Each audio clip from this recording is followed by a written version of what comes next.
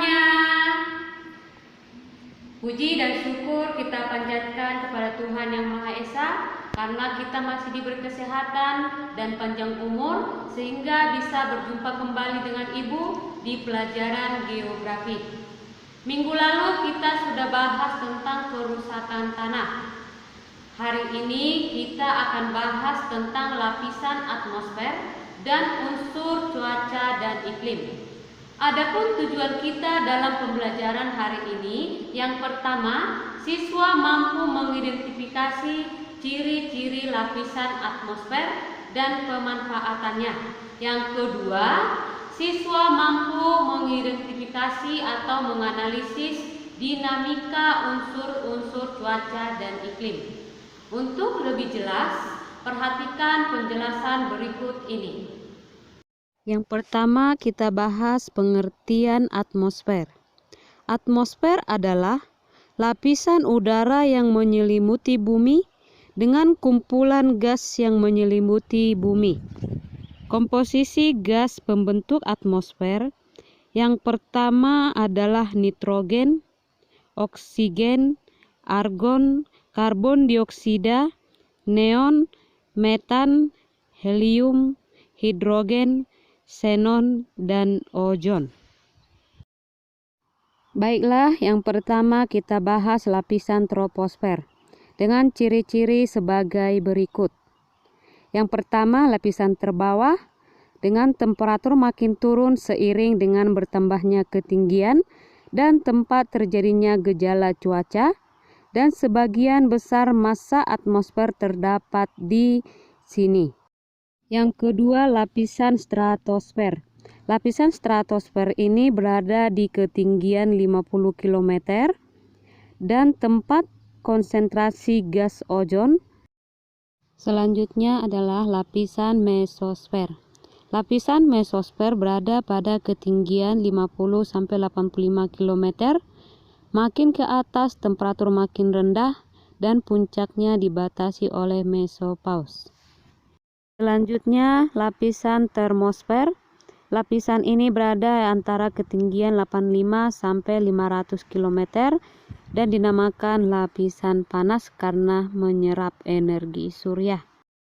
Lapisan ionosfer.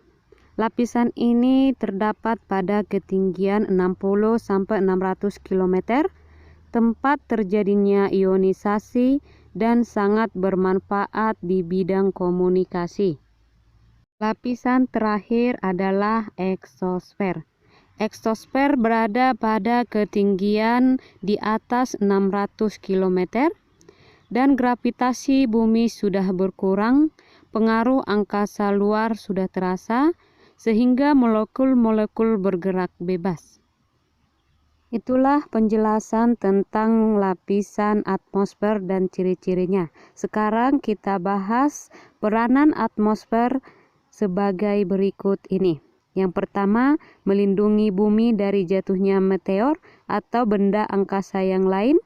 Yang kedua, menjaga temperatur udara di permukaan bumi agar tetap bermanfaat untuk kehidupan. Yang ketiga, memantulkan gelombang radio. Dan yang keempat, selain itu, gas-gas yang ada di atmosfer mempunyai peran masing-masing sebagai berikut.